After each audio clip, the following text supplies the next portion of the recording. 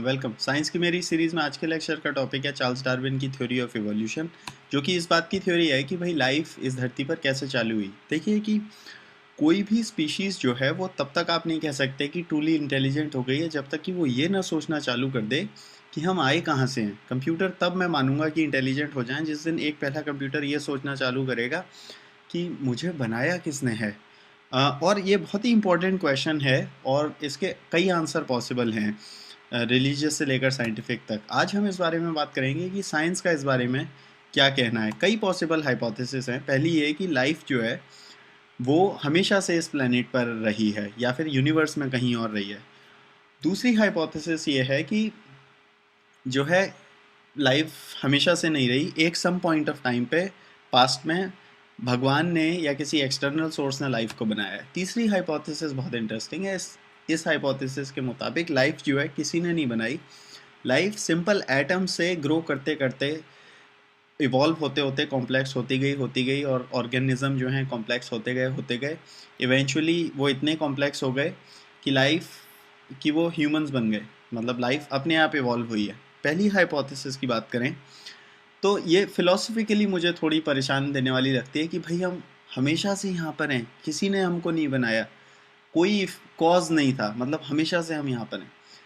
Philosophical trouble के अलावा science का एटलीस्ट ये मानना है कि ऐसा नहीं है, यूनिवर्स हमेशा से यहाँ पर नहीं था। यूनिवर्स का एक स्पेसिफिक बर्थ डेट है, बहुत समय पहले कोई अर्थ ही नहीं थी। और हम इसके बारे में कि यूनिवर्स की शुरुआत कैसी हुई इसकी हम बात करेंगे जब हम बिग बैंग की बात करेंगे। अभी के लिए पहली हाइपोथेसिस हम रूल आउट कर देते हैं। दूसरी हाइपोथेसिस कि हमें किसी इंटेलिजेंट एक्सटर्नल बीइंग ने बनाया है, यह हाइपोथेसिस बिल्कुल ट्रू हो सकती है, लेकिन मैं इस हाइपोथेसिस से उतना खुश और एक्साइटेड नहीं होता, क्योंकि ये हाइपोथेसिस हमें इस बात का सही जवाब नहीं देती कि आखिर लाइफ शुरू कैसे होती है। क्योंकि अगर गॉड ने या किसी एक्सटर्नल सोर्स ने हमें बनाया है तो फिर गॉड को किसने बनाया। मतलब बेसिकली ये जवाब नहीं मिलता कि लाइफ चालू कैसे होती है। क्या गॉड के अपने गॉड हैं, या फिर गॉड के जो गॉड हैं क्या वो इनफाइनाइट टाइम से थे। ये फिलोसफिकल सोचने वाली बात है। तीसरी हाइपोथेसिस बहुत इंटरेस्टिंग है, जो कहती है कि लाइफ सिंपल एटम्स से बनते बनते अगर आप इनफाइनाइट टाइम दो तो it can come to be. मतलब सिंपल एटम्स से बनते बनते लाइफ कैन इवॉल्व, और इवेंचुअली ये लाइफ फॉर्म इतने इंटेलिजेंट हो जाते हैं कि वो फिर ये सोचने लगते हैं कि हम आए कहाँ से हैं, जैसा कि ह्यूमंस सोच रहे हैं अभी। आज हम बात करेंगे कि साइंस का इस बारे में क्या कहना है। ये जो मिस्ट्री है लाइफ की, इसको मिस्ट्री ऑफ मिस्ट्रीज़ कहा गया है।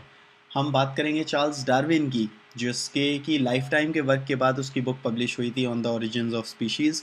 उसकी जर्नी जो कि उसने अराउंड द वर्ल्ड ली थी 5 साल के लिए, एक शिप था HMS बीगल उस पर, और वो सारे बेसिक इंसाइट्स जो डार्विन को आए थे जिससे कि उसने अपनी थ्योरी दी थी। डार्विन से पहले के वर्क्स की बात करें तो डार्विन से पहले का जो व्यू पॉइंट था वो ये था कि स्पीशीज़ जो है वो इम्यूटेबल है, मतलब कि ओवर टाइम चेंज नहीं होती। और बहुत समय पहले भगवान ने स्पीशीज़ को बनाया था जो कि तब से लेकर अब तक वैसे ही हैं, और बनाने में ऑर्डर भी था कि पहले प्लांट्स थे, उनके ऊपर जानवर थे, जानवरों के ऊपर इंसान था, इंसान के ऊपर भगवान थे। इस जो एक बहुत फेमस बॉटनिस्ट थे कार्ल लिन्नस, उन्होंने ये काम चालू किया कि भाई हम कैटेगराइज करेंगे, हम कैटेगरी निकालेंगे और डेटा रिकॉर्ड करेंगे सारे जानवरों और ऑर्गेनिजम्स का। तो उन्होंने जब कैटेगराइज किया तो उन्होंने स्पीशीज़ डिफाइन करी। एक स्पीशीज़ वो होती थी, वो सारे जानवर जो कि आपस में जिनके बच्चे हो सकते थे। दो डिफरेंट स्पीशीज़ आपस में इंटरब्रीड नहीं कर सकती थी, उनके बच्चे नहीं हो सकते थे। और किसी एक स्पीशीज़ के खूब सारी वैरायटी हो सकती थी, जैसे जो है कई तरीके के कुत्ते होंगे या कई तरह की बिल्लियाँ होंगी फॉर एग्जांपल। लेकिन इस सब कामों के बाद भी कुछ अनआंसर्ड क्वेश्चंस थे, जैसे कि पहली बात तो ये कि अगर गॉड ने स्पीशीज़ बनाई हैं तो फिर इतनी सारी वैरायटी क्यों है स्पीशीज़ में, इतनी तरीके के चिड़िया क्यों हैं, इतनी तरीके के कबूतर क्यों हैं, इतने तरीके के बंदर क्यों होते हैं फॉर एग्जांपल। दूसरा ये कि जो है एक पर्टिकुलर स्पीशीज़ किसी एक जगह से क्यों आती है। मतलब हम देखकर कैसे बता सकते हैं कि ये वाली चिड़िया अगर हम देख रहे हैं तो ये तो पक्का जो है मिडल ईस्ट से आई होगी। ऐसा क्यों होता था, ऐसा क्यों होता है? तो ये सोचने वाली बात है। तो बहुत इम्पोर्टेंट वर्क था लमार्क का, जो कि 1744 में बॉर्न हुए थे। लमार्क ने ये आर्ग्यू किया कि स्पीशीज़ जो है टाइम के साथ थोड़ा थोड़ा मॉडिफाई होती है, और प्राइमरली उनके जीवन का वर्क दो चीज़ों पर फोकस था। पहला तो ये कि एनिमल्स के कोई भी ऑर्गन होंगे, अगर वो उस ऑर्गन का बहुत इस्तेमाल करेगा तो वो स्ट्रांग होते जाएंगे। फॉर एग्जांपल, अगर मैं अपने हाथ का बहुत इस्तेमाल करूं तो उसकी मसल्स डेवलप होती जाएंगी, और अगर मैं अपनी आँखों का इस्तेमाल बहुत टाइम तक ना करूं तो वो जो है ग्रेजुअली वीक होती जाएंगी और इवेंचुअली डिसअपियर हो जाएंगी। दूसरा वर्क ये था कि जो भी कैरेक्टरिस्टिक्स एनिमल अपने लाइफ टाइम में एक्वायर करता है या उसके पास होती हैं, वो जो है उसके बच्चों में ट्रांसफ़र हो जाती हैं, मतलब बाय रिप्रोडक्शन वो प्रिजर्व हो जाती हैं, और उनके बच्चे और ग्रैंड चिल्ड्रन में वो कैरेक्टरिस्टिक्स प्रिजर्व रहती हैं। लमार्क का काम हालांकि थोड़ा इनकम्प्लीट था। फॉर एग्जांपल, उसने कुछ गलत एजम्पशन भी लिए थे कि एनिमल्स जो होते हैं वो ओवर टाइम कॉम्प्लेक्स होते जाते हैं और प्रोग्रेस की सीढ़ी में ऊपर चढ़ते जाते हैं। लेकिन ये प्रोग्रेस की सीढ़ी क्या है, इसका कोई जवाब नहीं था। इनफैक्ट ये भी जवाब नहीं था कि एनिमल्स आखिर कॉम्प्लेक्स होने क्यों चाहते हैं, क्यों वो इस सीढ़ी पर चढ़ना चाहते हैं। क्या ये मशीनरी है जो कि इवोल्यूशन को गाइड कर रही है, इसका आंसर नहीं था। प्राइमरली जो उनका सेकंड लॉ है कि कैरेक्टरिस्टिक्स बच्चों में पास हो जाती हैं, वो ज़्यादा उनकी लेगेसी माना जाता है। चार्ल्स डार्विन की बात करते हैं। 1809 में चार्ल्स डार्विन पैदा हुआ था इंग्लैंड में, और बहुत ही फैली फैमिली में, बहुत रिच फैमिली में, और उनके पिताजी चाहते थे कि वो डॉक्टर बने, लेकिन डार्विन को नेचर से बड़ा प्यार था। डार्विन ने कैम्ब्रिज अटेंड किया, और वहाँ पर उनको जो है उन्होंने विलियम पेली की बुक्स पढ़ी। पेली जो है उस समय बहुत फेमस नेचुरलिस्ट थे, और पेली का मानना यह था कि इंसान के ऑर्गन्स इतने ब्यूटीफुली डिज़ाइंड हैं कि ऐसा लगता है कि किसी हायर पावर ने हमें डिज़ाइन किया है। डार्विन जो हैं ग्रेजुएट करने के बाद उन्होंने आगे पढ़ना नहीं एक्सेप्ट किया, बल्कि उन्होंने एक ऑफ़र एक्सेप्ट किया कि HMS बीगल जो एक शिप जा रहा था उस पर अराउंड द वर्ल्ड सेल करेंगे। 1831 में बीगल इंग्लैंड से गया, और 2 साल के लिए उसे जाना था, लेकिन उसे 5 साल लगे वापस आने में। 5 साल तक वो मिशन चला। डार्विन उस शिप पर जो है बिना पे के नेचुरलिस्ट थे। शिप पर डार्विन ने प्रिंसिपल्स ऑफ जियोलॉजी एक बुक पढ़ी जिसका डार्विन पर बहुत इम्पैक्ट पड़ा।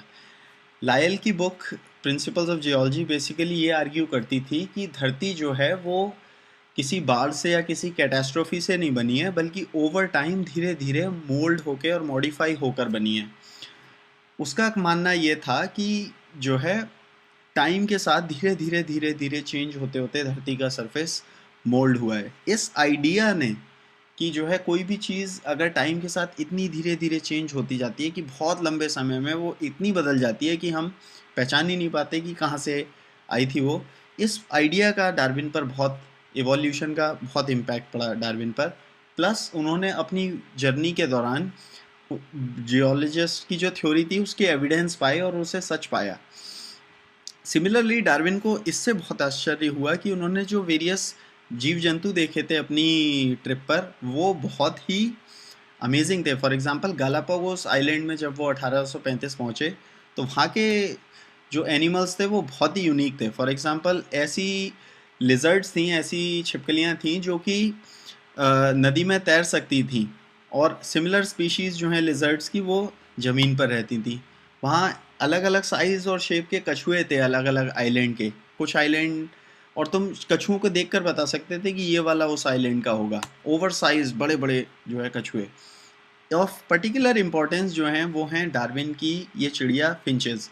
उस समय गलापागोस में डार्विन को आइडिया नहीं था कि इनकी इंपॉर्टेंस क्या है, लेकिन उनके स्पेसिमेन डार्विन अपने साथ इंग्लैंड ले आए, और जब एक फेमस रिसर्चर जॉन गूल्ड ने उन्हें इंस्पेक्ट किया तो उन्होंने डिक्लेयर किया ये सब एक ही प्रजाति की हैं।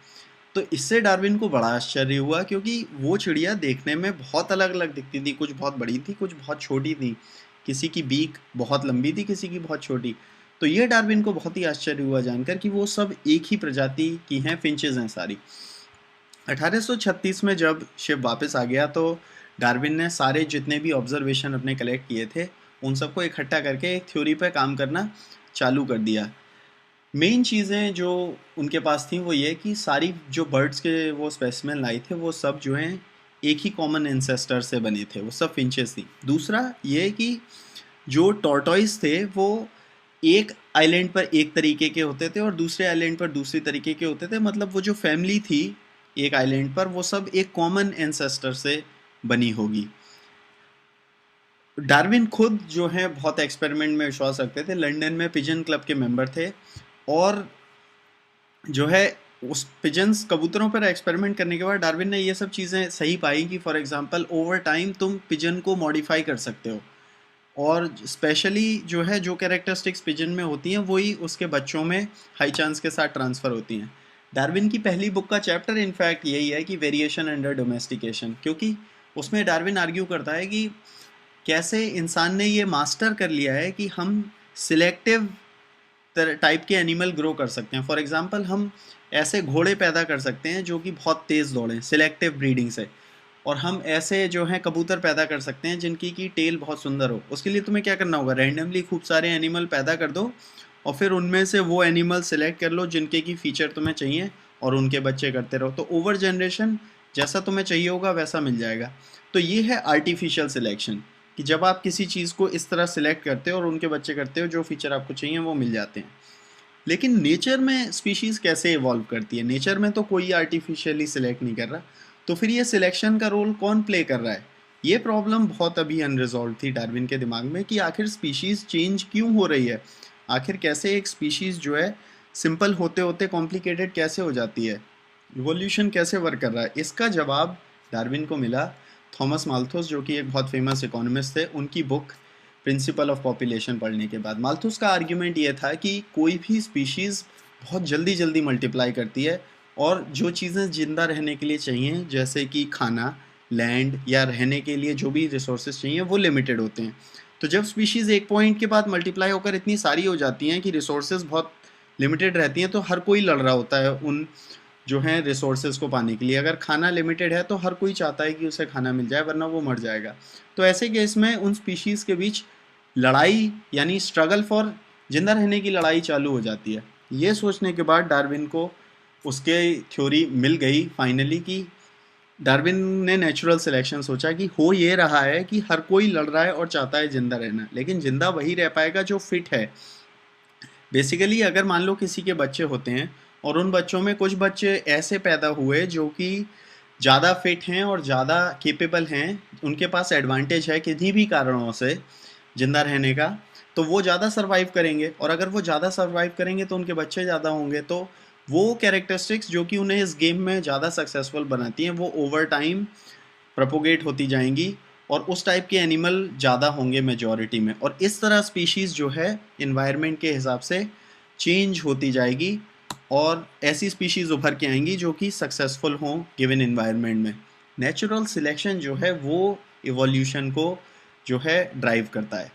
ओरिजिन्स ऑफ स्पीशीज़ डार्विन की जो बुक थी वो 1859 में पब्लिश हुई थी। ऑलमोस्ट जीवन भर काम किया था डार्विन ने इस किताब पर, क्योंकि डार्विन को पता था कि उसकी थ्योरी इतनी माइंड बेंडिंग है, और डार्विन बहुत ही साइंस वाला आदमी था, कि जनता उसकी थ्योरी को कभी इजीली एक्सेप्ट नहीं करेगी। तो ऑलमोस्ट 50 साल एविडेंस कलेक्ट करने के बाद ये बुक पब्लिश की थी। उसकी थ्योरी ऑफ इवोल्यूशन कैसे काम करती है, इसको अंडरस्टैंड करने के लिए कुछ फैक्ट्स हम पहले मान लेते हैं। पहला ये कि किसी के भी स्पीशीज़ के जब बच्चे होते हैं तो वो रैंडमली वेरी करते हैं। माँ बाप के जब बच्चे होते हैं सेम माँ बाप के, तो कुछ छोटे होंगे, कुछ लंबे होंगे, कुछ जो हैं जिनकी आँखें ब्राउन कलर की होंगी, किसी की काले कलर की होंगी। सिमिलरली जो कैरेक्टरिस्टिक्स हैं माँ बाप की, वो बच्चों में हाई चांस के साथ जो है ट्रांसफ़र हो जाती हैं। फॉर एग्जांपल अगर माँ बाप बहुत लंबे हैं तो बच्चे बहुत हाई चांस है कि लंबे होंगे।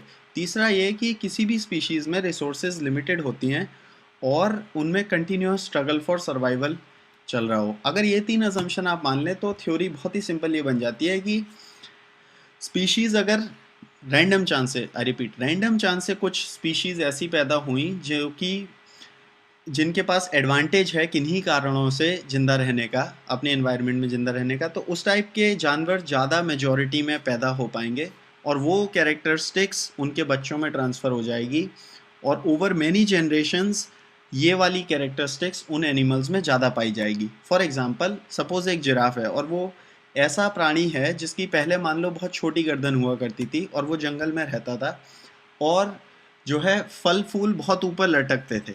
तो अगर ऐसे इन्वायरमेंट में, और ये एक थ्योरी है कि ऐसे इन्वायरमेंट में अगर कोई ऐसा बच्चा पैदा होगा किसी जिराफ का पहला, जिसकी नाक थोड़ी सी लंबी होगी, तो उसके पास ज़्यादा चांस होगा जिंदा रहने का, क्योंकि वो ऊपर लटके हुए फल फूल भी खा सकेगा।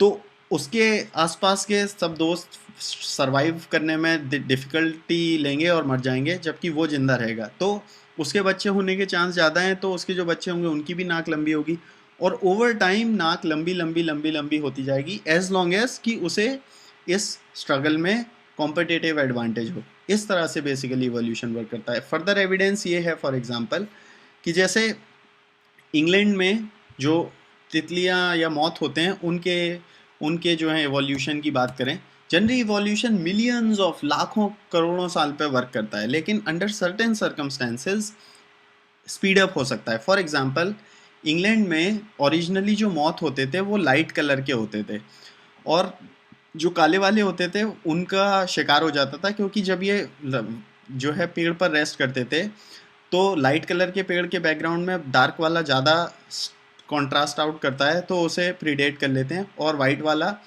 जो है छुप जाता है, तो उसे शिकार नहीं होता उसका। लेकिन इंडस्ट्रियल रेवोल्यूशन के बाद क्या हुआ कि पॉल्यूशन हो गया, और पॉल्यूशन की वजह से पेड़ों का कलर थोड़ा डार्क हो गया, तो उस डार्क पेड़ के बैकग्राउंड में जो ब्लैक मॉथ थे उन्हें एडवांटेज मिलने लगा, वो छिपने लगे, और जो लाइट वाले थे वो स्टैंड आउट करने लगे। तो कुछ ही डेकेड्स में जो है काले वाले मॉथ 98% मेजॉरिटी में आ गए। ये सब तो ठीक है, हमने ये आंसर कर लिया कि कैसे species over time gradually evolve करती है और कैसे नेचुरल सिलेक्शन वर्क करता है, लेकिन इसका आंसर हमने अभी दिया है कि कैसे दो स्पीशीज़ बन जाती है, मतलब कैसे एक मंकी, एक बंदर जो है कैसे इंसान बन जाता है।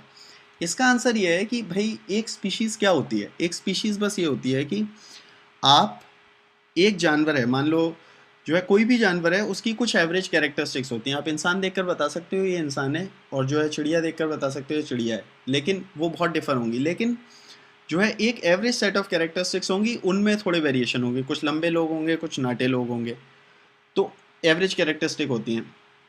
ओवर टाइम क्या होता है कि इन्वायरमेंट के प्रेशर की वजह से स्पीशीज़ मॉडिफाई होती रहती हैं।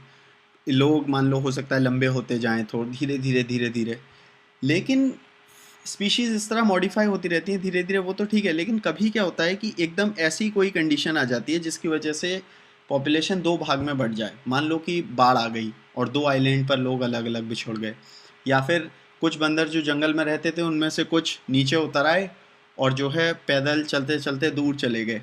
उस केस में over many millions of years क्या होगा कि इवोल्यूशन जो है इनको बिल्कुल अलग डायरेक्शन में ले जाएगा, और ये जो बिछड़े हुए भाई थे ये इवेंचुअली इतनी दूर चले जाएंगे कि फिर ये बिल्कुल दो यूनिक स्पीशीज़ ही बन जाएंगे। तो इस तरह जो है दो स्पीशीज़ बनती हैं। कंक्लूड करते हुए, चार्ल्स डार्विन की थ्योरी जब पब्लिश हुई थी तो उसके बहुत जो है अपोनेंट थे, लेकिन आज ये पार्ट ऑफ साइंटिफिक लिटरेचर है, इसे साइंस माना जाता है, बहुत एविडेंस है, लेकिन फिर भी लोग जो हैं बहुत अपोज करते हैं। फॉर एग्जांपल, एक क्वेश्चन आता है कि इंसान अगर बंदरों से बना है तो फिर बंदर क्यों है अभी भी।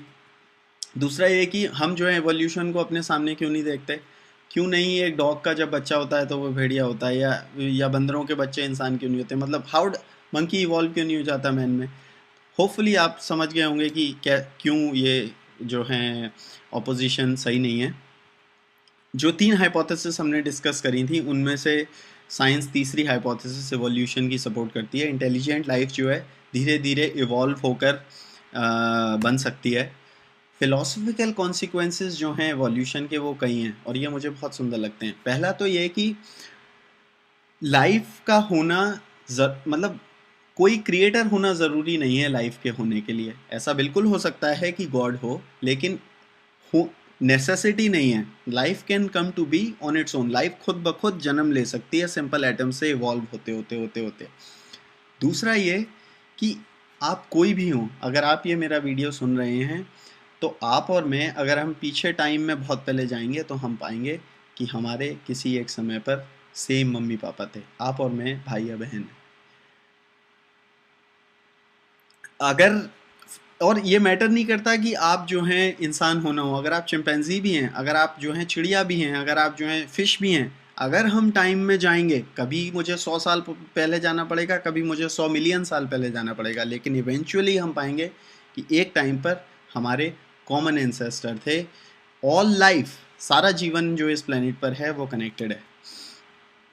अगर कभी इस प्लेनेट पर एलियन स्पीशीज़ आएंगी और वो ये जानना चाहेंगी कि हम कितने स्मार्ट हैं, तो उन्हें बस एक ही क्वेश्चन पूछना होगा कि क्या हमने एवोल्यूशन फिगर आउट कर लिया है, और उस यार्ड स्टिक से वो पाएंगे कि हाँ हम इंटेलिजेंट हैं।